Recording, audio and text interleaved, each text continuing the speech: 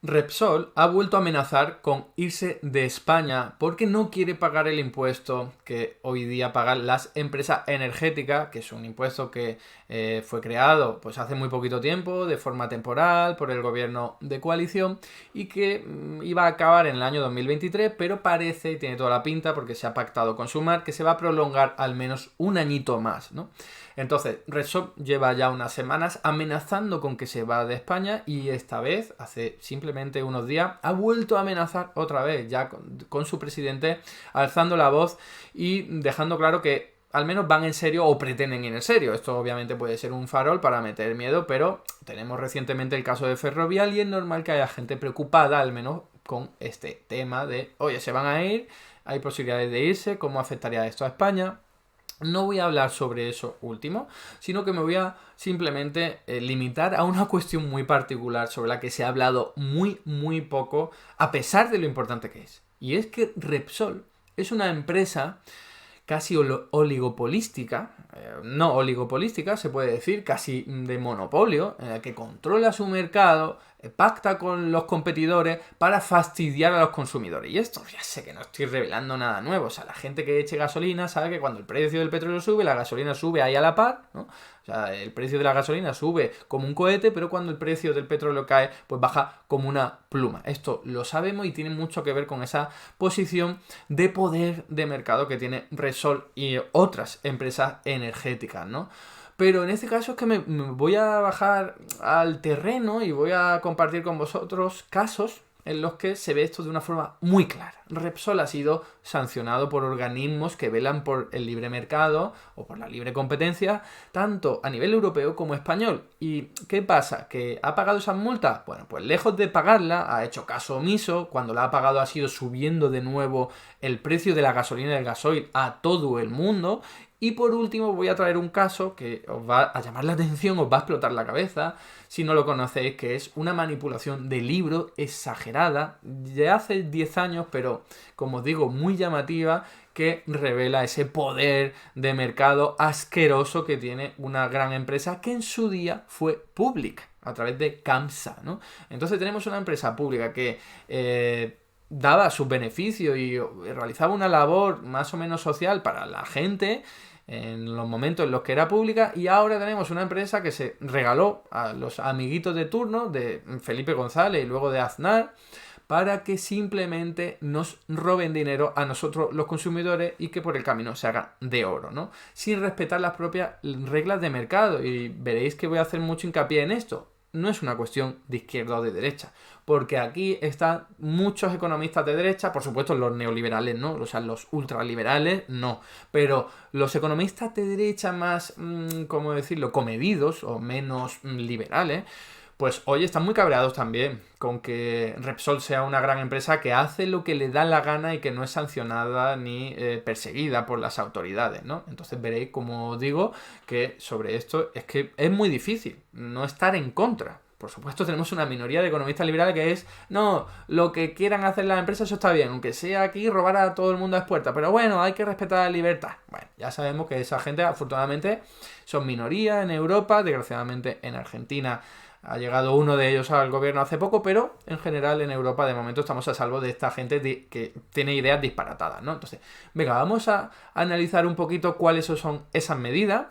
Y esto lo traigo a colación, pues no por nada, sino porque veréis que uno de los argumentos de Repsol es, oye, que es que con este impuesto extraordinario que pagamos las energéticas no podemos competir con otros países, con otras empresas de otros países como Portugal o Francia, así que nos vamos allí. Entonces es como, perdona, pero si nunca habéis competido, si siempre habéis puesto de acuerdo las empresas gasolineras, las de hidrocarburos, las energéticas en general para robarnos a los consumidores, así de sencillo. Entonces ahora se hacen la víctima de que pagan mucho, no sé qué, cuando están justamente presentando resultados récord de beneficios empresariales. O sea, que es que se ríen en nuestra cara y les da igual, y les da igual. Entonces, vamos a sacarle los colores, que sobre esto se habla muy poco, desgraciadamente. Yo soy profesor de universidad y muchas veces a mis alumnos les pongo la práctica de ir a la Comisión Nacional del Mercado y de la Competencia, que es a su página web, y buscarme todas las sanciones.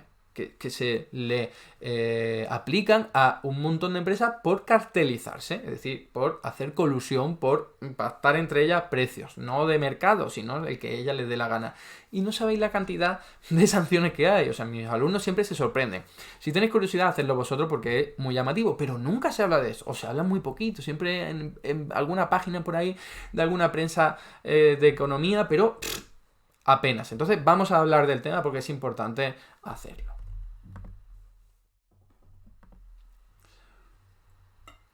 Para empezar, aquí os traigo la noticia en la que ya es de hace un mes, es de octubre, de hace un mes y pico, que Repsol gana 2.785 millones hasta septiembre y arremete contra el plan de mantener el impuesto a las energéticas. Es decir, una empresa declarando y publicando los resultados extraordinarios, resultados récord en beneficios empresariales, y al mismo tiempo diciendo, pues no queremos pagar ese impuesto. Estamos absolutamente en contra de que se siga prorrogando o manteniendo el impuesto extraordinario a las energéticas, ¿no?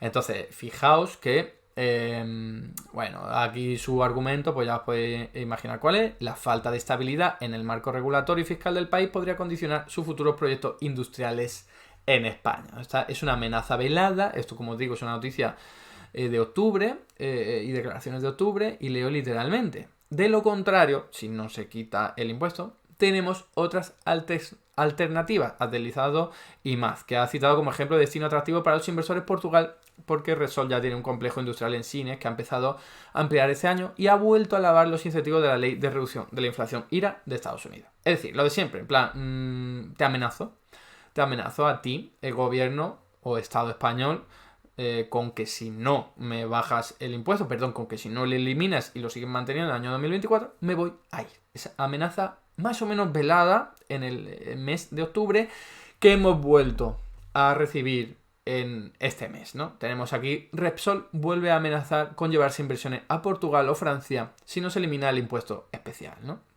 Y sigo leyendo. El presidente de Repsol, Antonio Brufao, considera que si en España se tiene un impuesto que no tienen los franceses o los portugueses para producir hidrógeno, entre comillas, es literal, pues seguramente la decisión de la empresa será la de, entre comillas también, irse a Portugal o a Francia. Entonces, fijaos de lo que está hablando. Dice, oye, que es que hay empresas energéticas que están en Francia, en Portugal, y no pagan un impuesto por, en este caso, producir hidrógeno, como está argumentando. O sea, está diciendo, estamos en una situación discriminada, ¿no?, en relación a otras empresas de otros países. Y es como, pues, ¿de verdad vais a utilizar ese argumento? Porque mira, el argumento de, yo qué sé, el que utilizó Ferrovial en su día, quiero invertir en la bolsa de Estados Unidos, pues es lamentable, es irrisorio, pero joder, está un poquito más elaborado. Pero aquí lo que está diciendo es, no, es que en Portugal y en Francia no pagan ese impuesto, así que mal, en un momento en el que está registrando beneficios récord y después de años de colusión de precios, en los que se ha puesto de acuerdo con todas las empresas energéticas, que son muy poquitas, ese es el problema, para pactar precios y fastidiarnos a los consumidores. Que si os quedáis y veis qué es lo que voy a comentar, es que os vais a llevar las manos a la cabeza. Es que hay un caso que de verdad es que es para que lo pongan en una película, al menos, o en una serie, ¿no? Veréis por qué lo digo, ¿no? Entonces, acudir o recurrir, mejor dicho, a este argumento de que pierdo competitividad, porque parece un poco lo que se extrae de aquí, porque podría ser el argumento, no, me voy a Francia o a Portugal porque quiero pagar menos impuestos, así de sencillo, y hacerme más rico. Bueno, pues seguramente alguno lo aplaudiría y todo, pero es que aquí lo que está diciendo es, oye, no puedo competir con empresas de Francia y Portugal. Es como, pero si tú nunca has competido, ¿de qué me estás contando, no? Así que venga, vamos a ver por qué no ha competido nunca Repsol y cuáles son las pruebas. Para ello voy a utilizar un trabajo y un hilo del economista Juan Luis Jiménez, que es uno de estos economistas que, siendo de derecha, siendo conservador, pues ni es corrupto, ni, como digo, es muy de derecha o muy liberal, ¿no? Entonces, él está también cabreado con que Repsol haga lo que le dé la gana y controle su mercado. Entonces, ha hecho un hilo recientemente que me ha parecido interesante traerlo aquí a colación para comentarlo con vosotros y con vosotras. Entonces, fijaos, ¿qué es lo que comenta? Primera prueba de que Repsol pues no compite. Sanciones por la Comisión Europea, por el organismo europeo que tiene esa competencia, ¿no? Hasta 2020, Repsol acumula más de 102 millones de euros en sanciones por parte de la Comisión Europea por haber realizado prácticas ilegales contrarias a las normas de competencia, principalmente cárteles. Os recuerdo que un cártel es, oye, yo me pongo de acuerdo con mi competidor para poner el precio que nos dé la gana. Nos repartimos el mercado y así los dos salimos ganando. ¿Quién sale perdiendo? Los consumidores que van a pagar más caro. Porque la competencia, la libre competencia, lo que hace es empujar a los empresarios a bajar los precios para atraer clientes. Claro, si no se ponen a competir y pactan sus precios, pueden poner el que les dé la gana, prácticamente que no le va a quedar más remedio a los clientes que comprarlo y empobrecerse más, ¿no? Entonces, fijaos, esto es público. O sea, es información pública, yo os digo. En vez de ir a la Comisión Nacional del Mercado de la Competencia, que es un organismo español, te vas al europeo y encuentras exactamente lo mismo. Información pública de cómo Repsol en muchas ocasiones pues se coaliga esto que le hayan pillado. Que esa es otra, que pillar esto es muy difícil, ¿eh? Salvo como el último caso que voy a comentar, que fue bastante fácil, y que fue el más llamativo y representativo de todo, y el más sangrante, y el más insultante. Ahora veréis por qué estoy diciendo todo esto, ¿no? Pero fijaos que al fin y al cabo se les ha pillado con las manos en la masa en muchos casos y aquí como que no pasa nada, porque de esto no se está hablando casi nunca. No veréis nunca a Juan Ramón Rayo o a Daniel Lacalle hablar de esto, evidentemente, pero es que tampoco se ve ahí que se hable en la prensa económica, ni en la prensa normal, ya ni te cuento, ¿no? Entonces, segunda prueba, sanciones por las autoridades de competencia españolas, no las europeas, las españolas, que incluso están más cerca, ¿no? Hasta 2020, Repsol ha sido sancionada en al menos 2 casos relativos a prácticas anticompetitivas, superando los 42 millones de euros en sanciones, ¿vale? Ahí podéis ver, porque los casos tienen que ver con los combustibles de automoción y con redes abanderadas, ¿vale? Número de empresas 5, una de Repsol, y en el segundo caso 7, 3 de Repsol, ¿no? Sanciones muy elevadas. ¿Qué pasa con esas sanciones? ¿Las acaba pagando Repsol? ¿Vale? Primero, no lo he dicho, pero las sanciones suelen ser muy pequeñas en comparación con todo el dinero que se acaban llevando por culpa de hacer estas prácticas anticompetencia. Eso es lo primero, y eso siempre es muy denunciable, siempre ha sido muy denunciado y yo lo he comentado en más de una ocasión, ¿no? Al final es que te compensa. Tú te coaligas ahí con los demás, que si me pillan, que eso es también difícil que pase, pues voy a tener que pagar una multa. Bueno, pero todo el dinero que me he llevado por el camino, ¿qué? O sea, que al final les compensa y no hay un incentivo a portarse bien, ¿no? A respetar las reglas anticompetencia. ¿Y por qué digo que eso ocurre por un lado? Porque por otro lado, cuando ya pagas la multa, por muy pequeña que sea, ¿qué es lo que hacen algunas empresas como Repsol? Fijaos, lo que hace es, que es este caso, ¿vale? Subir los precios del hidrocarburo. O sea, llega el caso, paga la multa y al día siguiente aumenta el precio, porque puede hacerlo, porque controla el mercado, porque se puede volver a poner de acuerdo con otros si quiere, así de sencillo, y eleva los precios. Esto está constatado, corroborado, investigado en artículos académicos. Aquí lo tenéis, uno de ellos que cita aquí Juan Luis Jiménez, en el que se ve claramente cómo después de pagar la multa subieron descaradamente los precios de hidrocarburos 1,8 céntimos de euro y recuperaron el coste de la multa en 4 meses. ¿Vale? O sea, que es que directamente se les multa, que como os digo, una cuantía pequeña, a lo mejor ni se les pilla, y luego cuando pagan la multa, pues dices, pues yo lo recupero aquí exprimiendo todavía más a los consumidores, ¿no? O sea, una barbaridad. Pero queda algo por comentar, y es que, joder, fijaos, cuando a lo mejor la organización, como os digo, tanto la privada como la pública, pues no le pone una sanción, pero sí les dice, oye, tienes que hacer esto. Por ejemplo, yo qué sé, si vas a sacar un nuevo producto al mercado, tienes que hacerlo con tiempo, publicitarlo bien para que los consumidores lo sepan. Bueno, pues eso puede ser una orden preceptiva que luego Repsol no acata, ¿vale? ¿Por qué no lo hace? Porque le da igual, porque se la suda así de claro. Es como, si luego, ¿qué pasa? ¿Que me vas a sancionar? Pues lo puedo pagar, o si no lo pagan mis clientes porque aumentó los precios. O sea, una impunidad total. De esto se habla muy poco, ¿vale? Como he dicho ya en más de una ocasión, y desgraciadamente es que encima se sienten impunes porque lo son, porque no pasa nada. Aquí hay un organismo que tiene que encargarse de eso, pues luego directamente o no tiene competencia, o no hay voluntad política, o no tiene herramientas, ¿vale? Entonces el problema es ese, que la Comisión Nacional del Mercado de la Competencia dice, oye, Repsol, tienes que hacer esto, y Repsol dice, pues no lo hago, porque voy a ganar más no haciéndolo que haciéndolo, ¿no? Y por si fuera poco con todo lo que os he contado, aquí viene la parte más divertida. Si no la conocéis, esto os va a llamar mucho la atención. Voy a leer literalmente y ahora lo explico un poquito. En el año 2012, España aparecía en prensa como el país con hidrocarburos más caros de la Unión Europea. Al ver que estas estadísticas se elaboraban tomando precios los lunes de cada semana, Repsol bajó los precios de ese día y subió el resto y las estadísticas mejoraron. O sea, así de simple, así de cutre, así de, no sé, qué sinvergüenzas son, ¿no? Es que no se puede decir de otra forma. Os repito, en el año 2012 salía España como uno de los países en los que los precios de los hidrocarburos eran más caros. Y claro, esto lo que hace es señalar a empresas como Repsol y decir, oye, ¿qué pasa aquí? ¿Por qué ponéis los precios tan caros? No os estaréis aprovechando, ¿no? Claro que no. Pues para librarse de esa presión, de recibir ese señalamiento, lo que hizo Repsol, entre otras empresas, fue... Oye, como se calculan estos datos y este indicador solo con los precios de cada lunes, pues los lunes lo que hacemos es bajarlo porque tenemos el poder para hacerlo y los clientes no se van a ir ni van a ocasionar pérdidas en otro sitio y el resto de días los aumentamos, ¿no? Esto sin publicitarlo, sin comentarlo, nada, es algo que luego se acabó viendo. Algunos analistas, los que iban a echar gasolina, decían, oye, pero ¿por qué los lunes está tan barato sistemáticamente? Y no había ninguna oferta publicitaria, ni de marketing, nada. O sea que eso pasó de la noche a la mañana. Eso ha sido analizado, como digo, por artículos académicos publicados en revistas prestigiosas y se ha visto cómo era simplemente para camuflar los datos. Es que es increíble, qué poca vergüenza, ¿no? Impunidad total. Porque bueno, ya veréis que lo que ocurrió, ¿no? Os leo. ¿Qué sucedió después? Que la comisión observó esta posible manipulación y comenzó a tomar los precios para sus estadísticas como media semanal, ¿no? Claro, dice, que me están manipulando los precios de los lunes, pues lo que hago es calcularlo para toda la semana, hago una media, y así que tú bajes el precio de un lunes, pues va a dar igual porque se va a compensar con el resto de días, ¿no?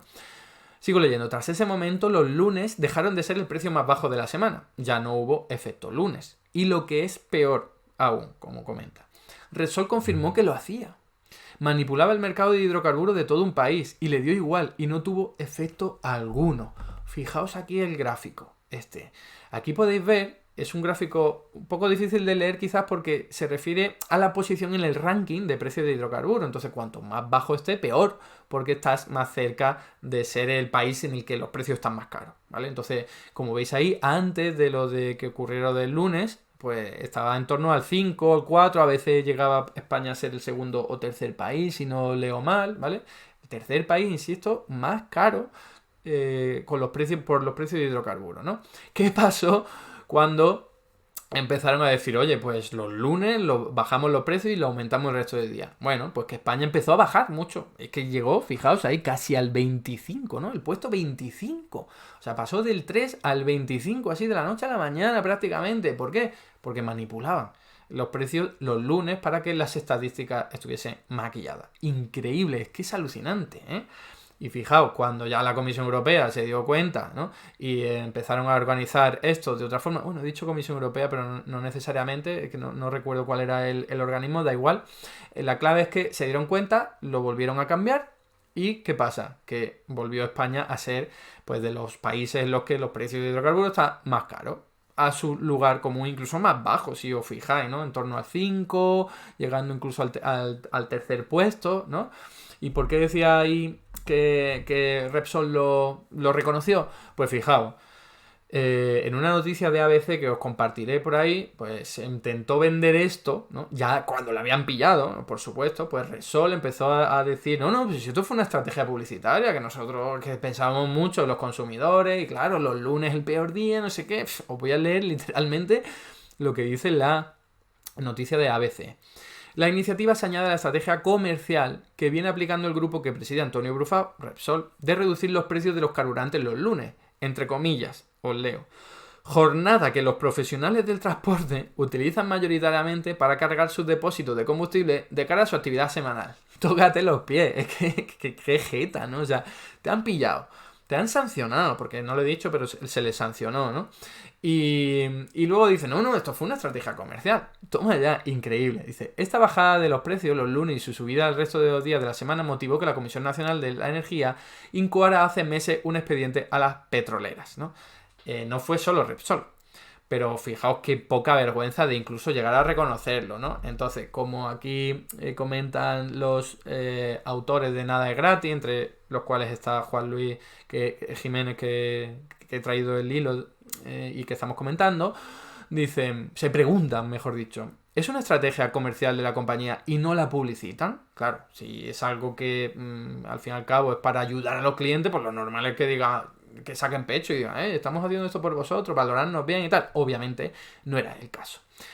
Segunda pregunta, ¿desde cuándo los profesionales de transporte recargan gasolina 95? Que es el producto que utilizaron en sus estimaciones, ¿no? Porque todo esto responde a un artículo académico, como os he dicho, y también a varias estimaciones y varios cálculos que hay por ahí. Entonces tú utilizas la gasolina 95 y están hablando de que los profesionales de transporte, porque es una ayuda para ellos. Mentira cochina, mentira de la grande, ¿no?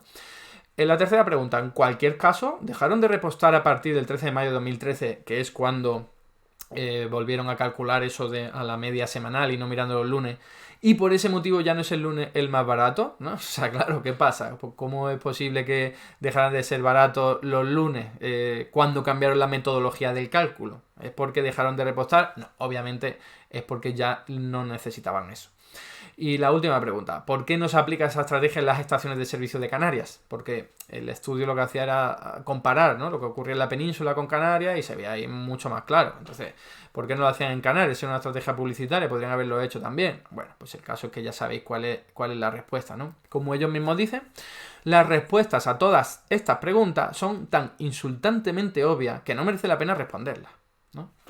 Entonces, os traigo aquí simplemente el recordatorio de que con Ferrovial pasó algo parecido, ¿no?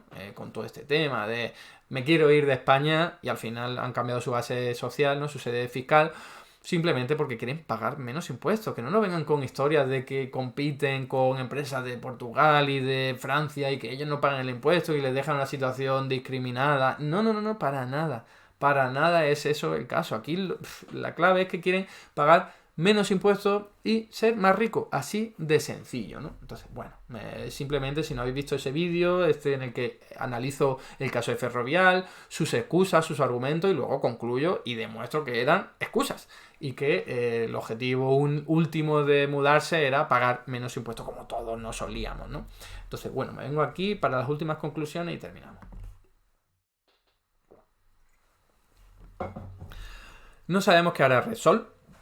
Quizás en el futuro acaba mudando su sede fiscal a Portugal o a Francia, que por cierto tampoco pasaría nada, porque ¿dónde hace negocio Repsol? Pues cuando la gente va utilizando su dinero de su bolsillo para recargar sus depósitos de combustible. Así de sencillo. Bueno, tiene por supuesto otra operativa, pero esa es la operativa más importante. Entonces, que ponga su sede fiscal en otros países quizás le va a librar o le libraría de pagar el impuesto. Es extraordinario, pero no cambiaría nada en la actividad económica española. Es decir, el Repsol seguiría aquí, seguiría teniendo sus gasolineras y todo lo que tiene aquí en infraestructura y en recursos, porque es aquí donde obtiene su beneficio y necesita a los consumidores españoles para seguir haciendo negocio, ¿no? Entonces, eso a un lado. Que ahora diga que se quiere ir a Francia, Portugal, ya veremos a ver si lo hace, pero desde luego, que no nos tomen el pelo diciendo que por una cuestión de competitividad, porque es claramente para ganar más dinero, pagar menos impuestos, porque competencia nunca han tenido. Competencia nunca han tenido. Siempre han hecho lo que le ha dado la gana. Eso es algo que todo el mundo puede ver como consumidor, pero también es algo que los propios analistas vemos cuando estudiamos el tema con datos y con metodologías científicas. Hasta aquí el vídeo de hoy. Muchas gracias por estar ahí y si te ha resultado interesante, no dudes en comentar, darle like y compartir, que la teoría económica dominante no se combate sola.